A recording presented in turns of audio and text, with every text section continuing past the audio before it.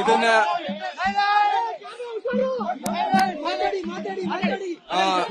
ಈ ಒಂದು ಅವಕಾಶಕ್ಕೆ ನಾನು ನಮ್ಮ ಮನೆತನಕ್ಕೆ ಮತ್ತೆ ನಮ್ಮ ಗುರು ಹಿರಿಯರಿಗೆ ಒಂದು ಆಶೀರ್ವಾದದಿಂದ ಸಿಕ್ಕಿದೆ ಅಂತ ಅನ್ಕೋತೀನಿ. ಜೊತೆಗೆ ಈ ಒಂದು ಕಾರ್ಯ ನಮ್ಮ ಇತಿಹಾಸ ಪುಟದಲ್ಲಿ ಸೇರುವಂತ ವಿಷಯ. ಈ ಒಂದು ಅವಕಾಶ ಸಿಕ್ಕಿದ್ದಕ್ಕೆ ನಾನು ಭಗವಂತನಲ್ಲಿ ಒಂದು ಧನ್ಯತಾ ಭಾವ. ಜೊತೆಗೆ ಈ ಒಂದು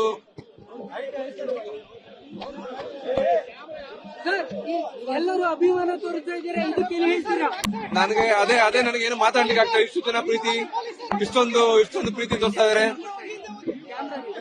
ನಾನು ಈ ಕೆಲಸ ಮಾಡಿದಕ್ಕೂ ಸಾರ್ಥಕತೆ. ಈಗ ನಿಮ್ಮೆಲ್ಲರ ಖುಷಿ ನೋಡಿ ನನಗೆ ನಾನು ಕೆಲಸ ಮಾಡಿದ ಸಾರ್ಥಕವಾಯ್ತಪ್ಪ ಅಂತ ಅನಿಸ್ತಾ ಇದೆ.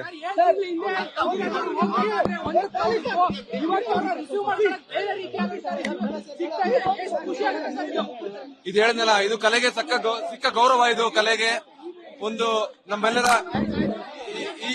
ಈ ಒಂದು ಸನ್ನಿವೇಶದಲ್ಲಿ ನನ್ಗನ್ಸುತ್ತೆ ನಮ್ಮ ಭಾರತೀಯರಲ್ಲಿ ರಾಮನ್ ಮೇಲಿರೋ ಪ್ರೀತಿ ಎಷ್ಟಿದೆ ಅಂತ ಗೊತ್ತಾಗ್ತಾ ಇದೆ.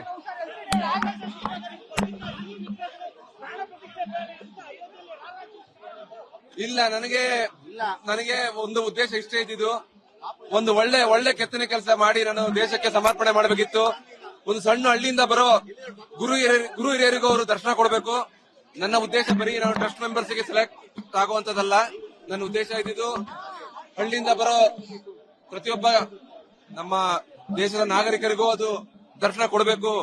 ನಾನು ಅದನ್ನ ಹುಡುಕ್ಬೇಕು ಕಲ್ಲಿನೊಳಗೆ ಅಂತ ನಾನು 7 ತಿಂಗಳಿಂದ ನನ್ನ ಶಕ್ತಿ ಮೀರಿ ಪ್ರಯತ್ನ ಪಟ್ಟಿದ್ದೀನಿ. ಈಗ ಇದೆಲ್ಲ ಇಷ್ಟು ಪ್ರೀತಿ ತೋರಿಸ್ತಾರ ನೋಡಿದ್ರೆ ನನ್ನ ಕೆಲಸ ಸಾರ್ಥಕವಾಯ್ತು ಅಂತ ಅನ್ಸುತ್ತೆ.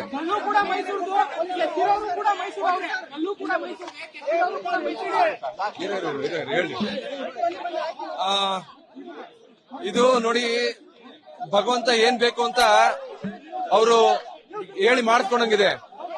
ನಿಮಗೆ ಈ ವಿಗ್ರಹಕ್ಕೆ ಬೇಕು ಅಂದ್ರೆ ಕೋಟ್ಯಾಂತರ ರೂಪಾಯಿ ಕಲ್ಲನ್ನ ಕೊಡಕ್ಕೆ ಪ್ರಪಂಚದ ಎಲ್ಲಾ ಕಡೆಯಿಂದ ರೆಡಿ ಇರ್ತಾರೆ.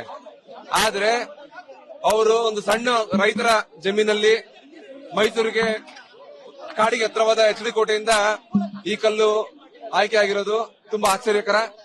ನಾನಲ್ಲಿದ್ದೆ 7 ತಿಂಗಳಿಂದ. ನೀವು 2 ಟನ್ ಚಿನ್ನ ಬೇಕು ಅಂದ್ರೂ ಕೂಡ ರೆಡಿ ಇದಾರೆ. ಅಂತದ್ರಲ್ಲಿ ನಮ್ಗೆ ಈ ಕಲ್ಲು ನಮ್ಗೆ ಸೆಲೆಕ್ಟ್ ಆಗಿರೋದು ನಮ್ಮೆಲ್ಲರ ಪುಣ್ಯ.